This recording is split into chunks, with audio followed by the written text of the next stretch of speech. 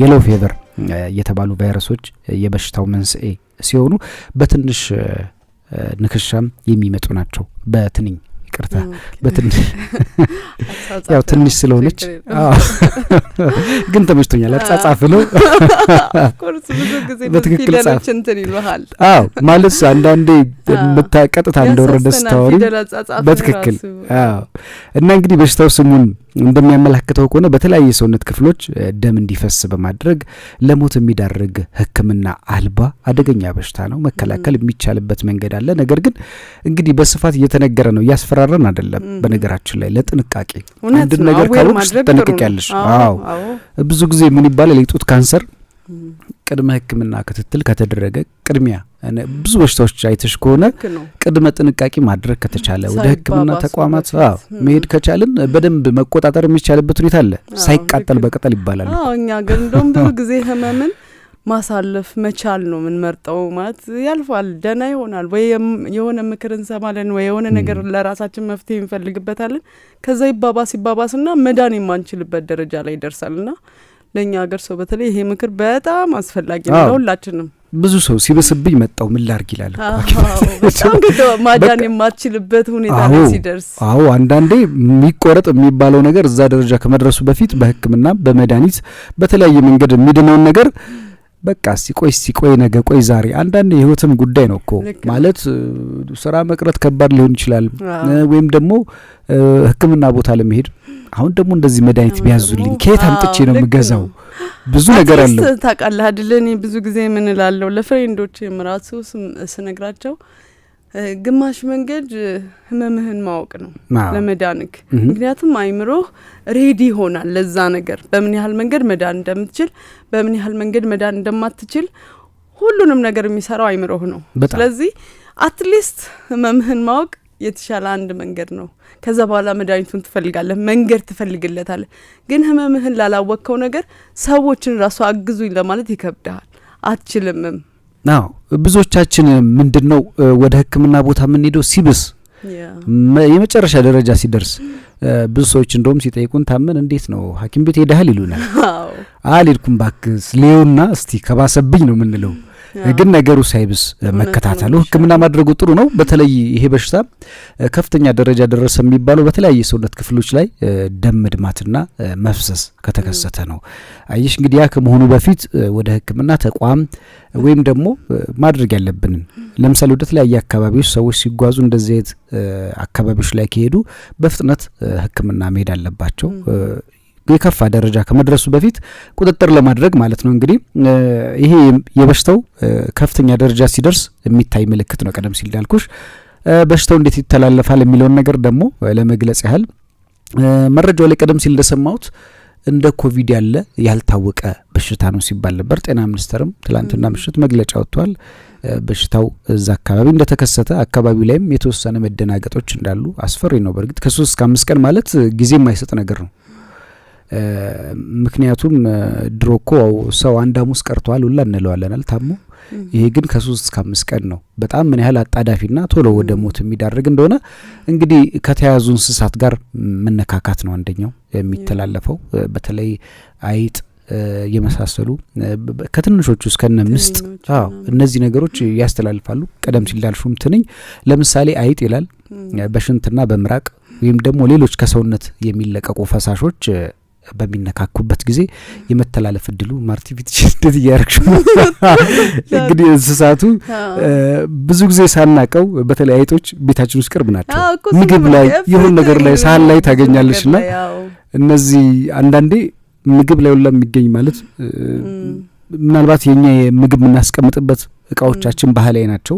በቀላሉ ባይጦች ጉዳት ይደርስበታልና አንዳንድ ጊዜ እንጀራ ልታገኝት ቻለሽና ትልልቅ ሆቴሎች ላይ ትልልቅ ቦታዎች ላይ እንደውም ማናጀር ተጠርቶ ምንድነው እስከመባል ድረስ ከፍተኛ ንጽህና ጉለት ነውና ይሄ በጣም ጥንቃቄ ይፈልጋል። አሁን ላይ እነዚህ እንስሳት ለበሽታው መተላለፍ ትልቅ አስተዋጽኦ አላቸውና በተለይ እንግዲህ ጥፋቷን ብዙ ነው። አሁን ደግሞ እዚህ በሽታ ላይ ተጨምራ እንግዲህ ቀደም ሲል እንዳለው በነፍሳት ንክሻ ሌላኛው የሚከሰትበት ነው። በበራሪ ነፍሳት እንደ ትንኝ የመሳሰሉ እንግዲህ ከሰው ወደ ሰው ከተያዘ ሰው የሚገኘው ደም ወይም ምራቅ የሰውነት ፈሳሾች ወይም ሌሎች ክምችቶች በቀጥታ በሚነካኩበት ጊዜ ይህ ለበሽታው ከባዱና ዋነኛው አይነት መተላለፊያ መንገድ ነው። ቀደም ሲል እንዳልኩሽ ብዙ ተያዙ የተባሉ ሰዎች ወይም የሕክምና ባለሙያዎቹ እነዚህም በበሽታ የተያዙ ሰዎች ሕክምና በማድረግ ላይ ያሉ ነው ወደ ሞት የተዳረጉት። ደግሞ በአብዛኛውም በዚህ በሽታ ላይ ከፍተኛ እንክብካቤ ሲያደርጉላቸው የነበሩ ቤተሰቦቻቸውም ጭምር በበሽታው ተይዘዋልና ከሰው ወደ ሰው የመተላለፍ እድሉ በጣም ሰፊ ነው። መተላለፊያው መንገድ አንዱ እሱ ነውና የበሽታው ምልክቶች ደግሞ ምን ምን እንደሆኑ እንግለጽ። ደግነቱ አሁን ባለበት ሁኔታ መቆጣጠር የሚቻልበት እድል አለ ብዬ አስባለሁ። ምክንያቱም የጤና ሚኒስቴር የሚመለከታቸው ባለሙያዎች አሁን ላይ ትኩረት የሚሰጡት ይመስለኛል። ስፍራው ላይ በደንብ ትኩረት ተደርጎ የሚኖረውን እንቅስቃሴ መግታት ከተቻለ በደንብ በሽታው መቆጣጠር ይቻላል። ያው በአፍሪካ ደረጃ አንዳንድ መድኃኒት እጥረቶች ለምሳሌ በሽታው የከፋ ደረጃ እንዳይደርስ የሚወሰዱ መድኃኒቶች አሉ። እነሱ እጥረቶች ካልገጠሙ በስተቀር ምናልባት አሁን ባለው ሁኔታ እንግዲህ ከፈጣሪ ጋር ነገሮች ጥሩ የሚሆኑ ይመስላል። ምልክቶቹ እንግዲህ በድንገት ሊታዩ ይችላሉ ወይም ደግሞ በፍጥነት ሊባባሱ ይችላሉ። ይሄኛው አንድ ሰው ቫይረሱ ሲይዘው ማለት ነው በተጠቃ በ21 ወይም ከ2 እስከ 21 ሰዓታት አንድ ቀን ባልሞላ ጊዜ ውስጥ ማለት ነው 24 ሰዓት አለ የሚባለው ምልክቶቹ መታየት ይጀምራሉ። መጀመሪያ ላይ የሚታዩት ምልክቶች በሁለት ከፍሎ ማየት የሚቻል ሲሆን የመጀመሪያው ቀላል ወይም ደግሞ ቀለል ያለ ምልክት ነው። የመጨረሻው ደግሞ አደገኛና አስጊ ደረጃ ላይ ሲደርስ የሚታይ ምልክት ነው። የመጀመሪያው ምልክት ከፍተኛ የሰውነት ሙቀት፣ ትኩሳት፣ ድካምና የመዛል ስሜት። ያው አንዳንድ ጊዜ እንደ ሁኔታው እንደዚህ ስሜቶች በተለያየ ሁኔታ ውስጥ ሊሰሙ ይችላሉ። ረጅም መንገድ መጓዝ፣ ፀሐይ በሆነ ሁኔታ በተለያየ መንገድ እንደዚህ ነገሮች ሊከሰቱ ይችላሉ። ሌላው ደግሞ የአጥንት ህመም፣ ቁርጥማት፣ ራስ ምታት እነዚህ የተለመዱ የበሽታ ምልክቶች ናቸው። ይቆረጥመኛል፣ ራሴን ያዙረኛል፣ ምንድነው ምናምን የሚባል ነገር አለ። እንግዲህ የጉሮሮ ህመምም ሌላኛው የዚህ በሽታ ምልክት ነው። ከባድ ምልክቶች የሚባሉት ደግሞ በሽታው እየተባባሰ ሲሄድ በቆዳ ስር ደም መውጣት ይጀምራል። በጣም ምስሎች ምናልባት ሶሻል ሚዲያ ላይ ተመልክቼ ነበርና እጅግ በጣም የሚያስፈሩ ከአፍንጫ ስር አካባቢ እንደዚህ ደም የመድማት ነገሮች አሉት። ለምሳሌ ከአፍ፣ አፍንጫ፣ ከአይን ወይም ከጆሮ የመሳሰሉ እጅግ በጣም አስከፊ ነውና እንግዲህ ያወራ ነው። እኛም ምናልባት አንዳንድ ሰዎች ምልክቶቹን እንዲያውቁ አንዳንድ ጊዜ እንደዚህ ነገሮችን እንትን መጥተው ሬዲዮ ላይ ሲባል ወይም ደግሞ ቲቪ ላይ ሲባል ፓወር እኮ አይደለም። ምክንያቱም ስለሆነ ማነው ልትሻሻልም ልታድንም የምትችለው ነገር በዛ ነው። ትልቁ ነገር ደግሞ የመጀመሪያ ማወቁ ምን እንደሚያደርግ ምን መፍትሄ እንዳለው ምን አይነትስ ባህሪ ያለው የሚለውን ማወቁ እንድንከላከል ይረዳናል በጣም ከመያዙ በፊትም። ብዙ ጊዜ እንግዲህ እኛ ኖር ደግሞ በተለይ አፍሪካ ውስጥ አዲስ አበባ ከተማችን መገናኛውን እየተገፋፋሽ ነው የምትሄጂው። ሜክሲኮ ብቴ ለበሽታው ስርጭት በጣም ከፍተኛ የሆነ አስተዋጽኦ ስለሚያደርጉ እንደዚህ ነገር ምልክቶች ሲኖሩ አንዳንዴ ራስንም ቆጠብ አድርጎ መቆየት የሕክምና ባለሙያዎች ጋር እየታዩ ለዛም ስለሚጠቅም በተለይ በከፍተኛ ሁኔታ ተሰራጨ ማለት ከኛ አኗኗር ጋር በጣም ከባድ ነው የሚሆነውና ለዛም ለጥንቃቄ እንዲረዳ ነው። ሌላኛው እንግዲህ የጭንቅላትና የአእምሮ መናጋት እጅግ በጣም ሰውነትን ባንድ የሚጎዳ ነገር ነው። እንግዲህ እንደምናየው አንድና በአራት ቀን ውስጥ ምን አይነት ለውጥ እንደሚያመጣ ከ2 ሰዓት እስከ 21 ሰዓት ምልክቱ ይታያል። ከዛ በኋላ እስከ 5 ቀን ባለው ጊዜ ውስጥ እነዚህ ሁሉ ስሜቶች ከበድ እያለ ሲመጣ የሚታዩ ናቸው። መደንገጥ ይሄ ከበሽታ ጋር የሚያዝ አይመስልም አይደል? ራስን መሳት፣ ኮማ ውስጥ መግባትም ሊገጥም ይችላል። የኩላሊትና የጉበት መጎዳት፣ ስራ ማቆምም ጭምር በጣም ከባድ ነው። ባንዴ ብዙ ነገርን ነው እንትን የሚለውና ከፍተኛ ድካምና ሾክ እንዲህ በአንድ በሽታ ውስጥ ከሚታዩ ምልክቶች አንድ በሽታ ይባላል። ብዙ በሽታዎች የብዙ በሽታዎች ድምር ውጤት ይመስላል አይደል የሚታየው ስሜት ወይም ደግሞ አንዳንዴ የሆነ በሽታ የራሱን የተወሰነ ህመሞች ይኖሩታል። ይሄኛው ግን እንደምንመለከተው ራስን ማዞር፣ አቅም ማነስ፣ ደም መፍሰስ፣ በዛ ላይ ሾክ ማድረግ፣ አእምሮ መሳት ብዙ ነገሮች ናቸውና እንግዲህ የበርካታ አካላትም አለመስራት ይገጥማል። እንዴት መከላከል ይቻላል የሚለውን ደግሞ ችግሩን ብቻ አውርተን አንተውም። ምክንያቱም የትኛውም ነገር ቅድመ ጥንቃቄ ስናደርግ ወይም ደግሞ በበሽታው ከተያዘን ምን ማድረግ አለብን የሚለው ነገር መነሳት አለበት። በሽታው በትንኝ ንክሻ አማካኝነት የሚተላለፍ መሆኑን ማወቅ ያስፈልጋልና የአልጋ ጎበርን መጠቀም ወይም ደግሞ ነፍሳትን መታደግ ከቤታችን በአግባቡ ደግሞ በተለይ ከታማሚ ሰው ጋር ያለን ንክኪ በአግባቡ ማድረግ ጥንቃቄ ማድረግ መከላከል ያስፈልጋል። አፋጣኝና አስፈላጊ ሕክምና እርዳታ ማግኘት ሲያስፈልግ በሽታው ሙሉ በሙሉ የመዳን እንትን የለውም በእርግጥ ነገር ግን መከላከል ብቸኛው ቁልፍ መንገድ ነውና የሚከተለውን ነገር ማድረግ ያስፈልጋል። እጅን በንጽህና መታጠብ፣ በሳሙናና በንጹህ ውሃ ዘውትር መታጠብ አስፈላጊ ነው። ሳኒታይዘር መጠቀም፣ ከሌሎች ሰዎች ወይም ክምችቶች ወይም ሰብሰብ ያለ አካባቢ ከመሆን ራስን መጠበቅ ያስፈልጋል። ከሰዎች ደም መራቅ ወይም ደግሞ ሌሎች ከሰውነት የሚለቀቁ ፈሳሾችን ንክኪዎችን ከመነካካት መጠበቅ ያስፈልጋል ራስን። ይህም ደግሞ ለቤተሰብ አባላት በተለይ ደግሞ ለሕክምና ባለሙያዎች እጅግ አስፈላጊ ነው። ብዙ ጊዜ የሕክምና ጤና ባለሙያዎች ሕይወታቸውን የሚያጡበት ወረርሽኝ ነው ተብሎ ይታሰባል። ከእንስሳት መራቅ ያስፈልጋል። ሌላኛው እንግዲህ አይጦችና ሌሎች እንስሳት ከቤት አርቀው ያቆዩ ይላል።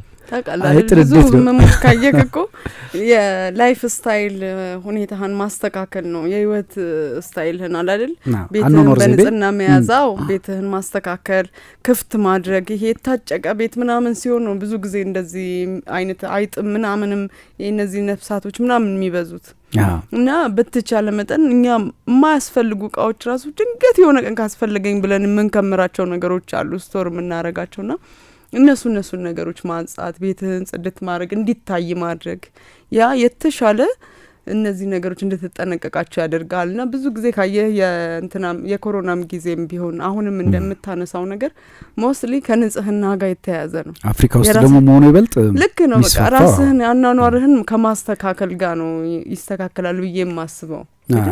እንዳልሽው ትላንትና አንድ ቢቢሲ ላይ አንድ ዘገባ እየተመለከትኩ ነበርና ያለ እድሜ መሸበትን ምንድን ያመጣል የሚለውን ነገርና አንደኛው ያነሳው ነገር ሰዎች የሚበዙበት አካባቢ መኖር ሁካታ ያለበት ይሄ የሚረብሽ እንትን ያለበት አካባቢ ላይ መኖር አለድሜ መሸበትንም ያመጣል ይላልና ምክንያት አደረገው ምክንያት ነው የሚለው። ሲጋራ ማጨስ ሌሎች ነገሮች አሉት ግን አንደኛው ይሄ ነው ይላልና በጣም የሚገርም ነው። ሌላው እንግዲህ ከቤቱ እንግዲህ አይጥ እንዴት ከቤት ማራቅ እንደሚቻል ብዙ ጊዜ ከህይወታችን ጋር ተላምዶ ይኖሩ ናቸው። የሆነ ሰው ቤት ስትሄድ ምንድነው የሚንኮሻኮሸው ብሎ መጠየቅ ኖርማል ሆኗል። አሁን በቃ አይጦች አሉ እንደዚህ ቤት ነው የምትይውና ከህይወታችን ጋር ስለተላመዱ ምቀኛ ነው ምንድነው እያልን ደግሞ አካላችን አድርገናቸዋል።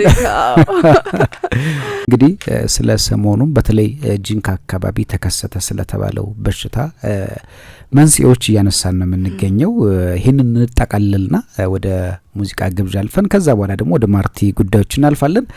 ቅድም ላይ ነበር መሰለሽ ያቆም ነው እንስሳት ይራቁ አይጦችና ሌሎች እንስሳት ከቤቶ አርቀው ያቆዩ ቅድሚያ ምን ተጠነቀቀባቸውን መንገዶች እንዳንያዝ እነዚህ ነገሮች ናቸው። ግን እኛ ከአይጥ ጋር ጓደኛ ሆነን ምን ኖረው እውነት ነው። ይልካ በርግጥ ልምድ ኖርማል ያረጋዋል ላይፍህን ማለት በቃ ያን ነገር ትለምደውና ልክ እንደ ቤት አንድ አካል ሁላ ልታረጋት ትችላለህ። ነገር ግን ይሄን ነገር ማጥፋት የምንችልባቸው ነገሮች አናስብም። በምን መልኩ ነው ኦሬዲ አለች ነው ብለን ነው። ይሄ የበሽታ ሚንስ ከሆነ ምንድነው ልናረገው የሚገባው? ከቤትህ አቀማመጥ አንጻር ከአኗኗርህ አንጻር ማስተዋል መጀመር ነው እንደዚህ ነገር የተሻለ ብዬ ማስበው። ብዙ ጊዜ አይተህ ከሆነ ቤቶቻችን ባላስፈላጊ እቃዎች የታጨቁ ናቸው። ከሚያስፈልገው በላይ ነው ቤት ውስጥ ምናስቀምጠው ያለው ቀና ድፍንፍን አርገን ስለምናስቀምጥ የቱጋት ግባ የቱጋት ውጣ ምናየው ነገር አይሆንም። ያን ነገር በምን መልኩ መፍትሄ ልስጠው? ክፍት ላርገው ቤቴን። ስለዚህ ቤት መውጣቷና መግባቷን ሪሊ ማግኘት እንችላለን። ኦፍ ኮርስ ከባድ ነው የኛ ህይወት ጠባብ ቤቶች ውስጥ ምናምን ነው የምንኖረው። ያን ለማድረግ ጊዜ አይሆንም ግን በተቻለ መጠን ያን ማድረግ በየጊዜው ቤታችንን ሙሉ ጽዳት ማካሄድ ምናምን ከሷ ጋር ያለያየን ይችላል። የሆነ ጊዜ ላይ እኔ ተከራይቼ የምኖርበት ቤት ከቤተሰቦቼ ጋር መስኮት የለውም። በጣም ነው የሚጨንቀው። በጣም ማለት የሆነ እሳት ቢነሳ ለምሳሌ እኮ የአደጋ ጊዜ መውጫ መሆን ይችላል መስኮት። ልክ ነው። በሩ ጋር እስክትደርሺ በጭስም የመታፈን ነገር አለና አንዳንዴ አኗኗራችን የምንኖርበት ሁኔታ ድህነትም አቅም ማጣትም ካለን አፍሪካ ውስጥ እንደምኖራችን የኢኮኖሚ ጉዳይ ነው የሚያጠቃን ያለው። ግን ደግሞ ይሄንን ሰርቶ የሚያከራይ ሰው ቤት እስከሰራ ድረስ መስኮት ማውጣት በጣም ትንሿ ነገር ናት። አንዳንዴኛ ሀገር እዚህ ሀገር ላይ ተከራይ ሆነሽ የሆነ ነገር እስቲ የሆነ ላፊ ልጅ ጠገብኩ አልጨመርኩብህ መሰል ራሱ በቀባው ቀለም ዋጋ የሚጨምረው ያሉበት ሀገር ላይ አይደል እንዴ ያለ ነው። ራሱ ቀለሙን ግድግዳው ላስተካክለው ብለህ ስትቀባ ዋጋ ተጨምሮ ይጠብቃል። አያያዝሽ አላምር ሲላቸው እንደዚህ ያደርጋሉ። ብዙ ጊዜ ማለት ቤቱን እንደራስ መያዝ የኛ ሰው ምን ይፈራል? ልትወርሽው ወደ ራስሽ ልታዘሩ ይመስላል። ግን አንድ ሰው እስከኖርበት ድረስ የራሱ ቤት ነው። በጥንቃቄ ለሱ እንደሚመቸው መኖር አለበት። እውነት ነው። ደግሞ በትክክል ባለቤቱ ደስተኛ ነው ይገባል። ደስ ሊለው ነው የሚገባው። አዎ በተለይ ከዚህ ከእንስሳት ጋር በተያያዘ ያነሳነው ነገር ላይ ማርቲ አይጦች ምናልባት የድመቱ የቤት እንስሳት ብዙ ጊዜ ቤት ውስጥ የሚያኖሩ ሰዎች እነዚህ ሰዎች በንጽህና መያዝ አንደኛው ምናልባት እዚህ ላይ ባይኖር ማለት ብዙ ፈረንጆች አይተሽነው ውሾቻቸውን እንትኖቻቸውን በጣም በጥንቃቄ ያጥባሉ ፈረሶቻቸውን ሳይቀር እና ይሄ አንደኛው ለጥንቃቄ የሚረዳ ነገር ነው። እንግዲህ የእንስሳት ክምችት ካሉበትም መራቅ ያስፈልጋል። ብዙ ጊዜ ያው እኛ ሀገር እንኳን ወደ ፓርኮች የመሄድ ነገር ምናምን የለም። ባለበት ሁኔታ ደግሞ ብዙ ጥንቃቄ ያለ ይመስለኛል እዛ አካባቢና ነገር ግን በተለይ አንዳንድ ቦታዎች ላይ ስንሄድ ጥንቃቄ ማድረጉ አይከፋም።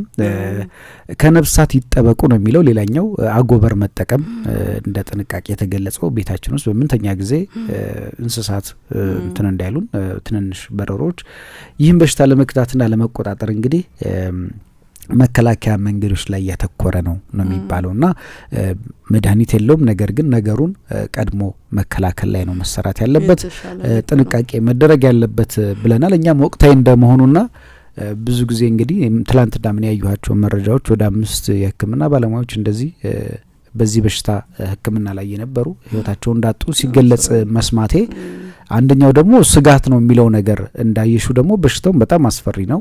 ማለትም ጊዜ የማይሰጥ ነገር ነው። የኮቪድ ጊዜ እንኳን ምን ያህል አንዳንዴ መፍራት ጥሩ ነው። ስትፈሪ እንድትጠነቀቂ ትሆኛለሽ። አንዳንድ ጊዜ በእግር ኳስ እንኳን ንቀው ገብተው ይባላል። የሆነም ቡድን በቃ ይሄ ማከኛ እዚህ ደረጃው ምን ያህል ነው፣ ይሄም ደግሞ አይ ቀለል ያለ ነው ጂንካ ነው ብለሽ ማሰብ አትችልም። አሁን ዓለም አንድ መንደር ሆናለች። እንኳን ጂንካ አይደለም ቻይና ተነስቶ ኢትዮጵያ ኮቪድ ገብቶ ብዙዎቻችንን አንዳንዴ የስራ ገመድ የሰዎች እንቅስቃሴ ነው የሚገታው። በሽታው በጣም የሰፋ በሄደ ቁጥር ቀድሞ መከላከሉና ጥንቃቄ ማድረጉ ደግሞ የበለጠ እንደ ኢትዮጵያውያን እንደ ሀገርም ለሁላችንም ይጠቅማል። እውነት ነው። ለዛም ይሄን አስተላልፈን እንደው ማርቲ እንዳናረዝመው